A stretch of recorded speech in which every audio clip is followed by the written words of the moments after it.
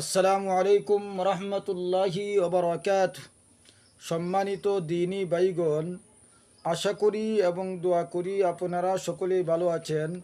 আপনাদের দোয়ায় আল্লাহ পাকের রহমতে হুজুর পাক সাল্লাল্লাহু আলাইহি ওয়াসাল্লামের ফয়েজ ও বরকতে আমিও ভালো আছি। আজকে আমি রুহানি শক্তি সম্পর্কে আলোচনা করব।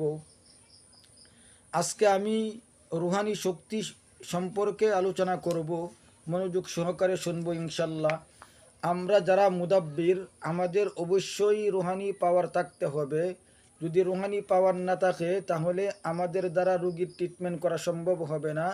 কারণ হলো, আমরা যদি গুনাহগার হই তাহলে আমাদের পিছনে সিফরিরা এমনিতেই চলে আসবে। তাহলে আমাদের আগে রুহানি পাওয়ার বাড়াইতে হবে। যে লোকের, যে মুদাব্বিরের, যে আমেলের রুহানি পাওয়ার থাকবে না, সে তার দ্বারা কবিরাজি হবে না, তার দ্বারা আমেলগিরি হবে না, তার দ্বারা মুদাব্বিরি করা সম্ভব হবে না। আর যদিও সে করে, তার মাধ্যমে রুগী ভালো হবে না। এজন্য অদৃশ্য শক্তির সাথে লড়াই করতে আমাদের রুহানি শক্তি বৃদ্ধি করা অবশ্যই জরুরি। রুহানি শক্তি আপনি বিভিন্নভাবে বাড়াইতে পারেন। আপনি যদি কোনো পীরের কাছে মুরিদ হন, তার মাধ্যমে রুহানি পাওয়ার বাড়াইলেন, অথবা কোনো গুরুত্বপূর্ণ আমল করার মাধ্যমে আপনার রুহানি শক্তি বাড়ায় নেবেন। আমি আপনাদেরকে ফজর ও মাগরিবের পর নির্দিষ্ট একটি জায়গায় পশ্চিমমুখী হয়ে চক্ষু বন্ধ করে, ঠিক আছে, একটা আমল দিচ্ছি। এই আমলটা এই সিস্টেমে করতে হবে। প্রতিদিন ফজর ও মাগরিবের পর নির্দিষ্ট কোনো জায়গায় পশ্চিম মানে কাবার দিকে ফিরে চক্ষু বন্ধ করে ইস্তিগফার 100 বার, আস্তাগফিরুল্লাহাল্লাযী লা ইলাহা ইল্লা হুয়াল হাইয়ুল কাইয়্যুম ওয়া আতুবু ইলাইহি, ঠিক আছে, 100 বার। তারপরে তখন আপনার চক্ষু বন্ধ থাকবে। এই যে ইস্তিগফার পড়বেন, আপনার চক্ষু বন্ধ থাকবে। এর মাধ্যমে আপনার কাশফেরও কিছু কাজ হবে, সেটা আপনারা পরে বুঝবেন।